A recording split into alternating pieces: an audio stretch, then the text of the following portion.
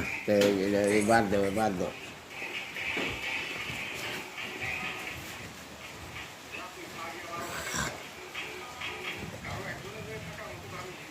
I am sorry Maruf, please. যেটা নিয়ে মানুষের শুনলে হাসবে সেটাই ভিডিও করো, এসব ভিডিও করো না, এসব ভিডিও করো না মারুফ।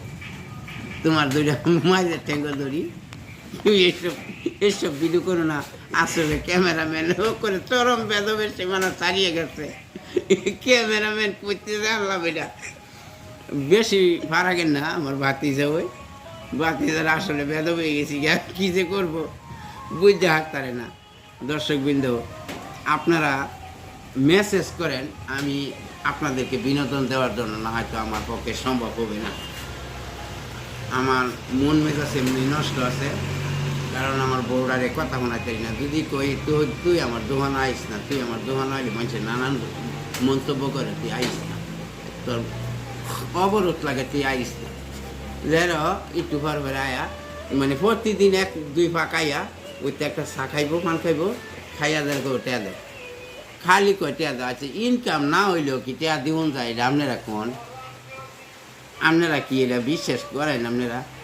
আপনার যা কামাই আছে এর থেকে আপনি যদি 10 টাকা কামাই করেন, 8 টাকা খান আর 2 টাকা থন, আর এরকম একটা বউ যদি থাকে, কোনো থোয়ার কোনো ব্যবস্থা আছে? দর্শকবৃন্দ, এটা আপনারা বলে কমেন্ট শেয়ারে আপনারা বলে যান, না হয়তো সবার মনেই একটা কষ্ট। বউ যদি কথা না শুনে তেরম বেরম করে, এটা কি সবার মনে একটা কষ্ট না? দর্শকবৃন্দ, আপনারা মন খোলাভাবে এই কমেন্ট শেয়ার করে যান, কমেন্ট করে যান।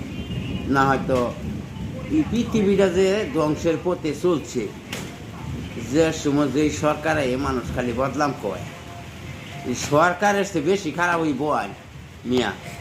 আপনারা যদি বিশ্বাস না হয়, আপনাদের বোয়ানদের চরিত্র ভালো হয়ে চেক করে দেখেন। আবার আমার বউয়ের চরিত্র কিন্তু খারাপ না, আমার বউ না হলেও দোয়া নয়, আমার প্রতি ভালোবাসা আছে, দেখে এই দোকানে আসে, এইটাও বিশ্বাসে নিতে হবে। কিন্তু তার স্বভাবটা খারাপ, টাকা চায়। কেন যে টাকা চায়? বাসায় সব কিছু থাকতেও, এরম বড় থাকলেও তবুও টাকা চায়, এটা একটা স্বভাব খারাপ।